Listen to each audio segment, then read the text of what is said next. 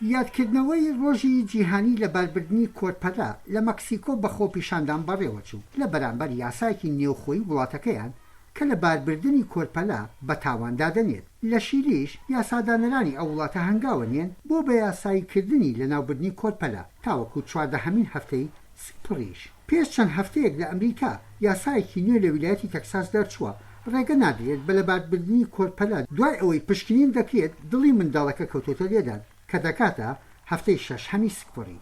یاساکە پاداشتی دارایشی داناو بۆ هەر کەسێک شکال لەو شوێنانە بکات کە یارمەتی ژنان دەدەن بۆ لەباربردنی کۆرپەلەکانیان. کۆمارەکانی ئەنجومەنی سینات دەڵێن یاساکانی لەباربردن لە ئەمریکا لەسەر ئاسی جیهاندا دیارن. The U.S. of course is currently an outlier in the international community. ڕاستیدا ویلایەتە یەکگرتووەکانی ئەمریکا لە ئێستادا لە دەرەوەی کۆمەڵگەی نێودەوڵەتیدایە و لەگەڵ وڵاتانی کۆریای باکوور و چین کە یەکێکن لە وڵاتانی جیهان زۆر ئاسانکاری دەکەن بۆ لەباربردنی کۆرپەلا لەبەر ئەوەی ئەوان پشتگیری لەباربردن دەکەن ژیانی کۆرپەلەی لە دایک نەبوو زەوت دەکەن. گەیشتن بە لەباربردنی کۆرپەلا مافێکی دەستوریە لە وەتەی دادگای باڵای فیدرالی لە ساڵی 1973دا دەری کردووە. لەو کاتەوە ئەو کەسانی کە پشتیوانی لە مافی تاکەکەسی دەکەن دەڵێن یاسای ویلایەتەکان لە پێدانی ئەو مافا پاشەکشەی کردووە.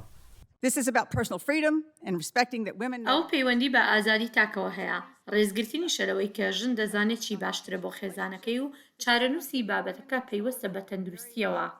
دادگای باڵای ئەمریکا ئەو تانەیی لە یاساکەی ویلایەتی تەکساس درابوو ڕەدی کردەوە. ئەوە ژوای کرد کە شارەزانی یاسا وای دابنێن کە ئەوە پێشینەیەکی مەترسیدارە.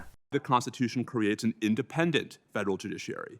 دەستور سیستمێکی یاسایی فیدرالی سربەخۆیە لەگەڵ ئەوەشدا زۆرێک لە خەڵک دەبێت زیاتر لەو بارەوە بزانن. کێشیان لەگەڵ ئەوەدا نییە کە ئێستانی تەکساس چی ئەنجام داوە یان ناومێدی خۆیان دەربڕن تەنها لەبەر ئەوەی لەو باوەڕەدان ئەو بڕیارە بە هەڵە دراوە وا دەردەکەوێت کە ئەو خواستەی دەیانەوێت پێی بگەن پاساویشی بۆ دەبیننەوە.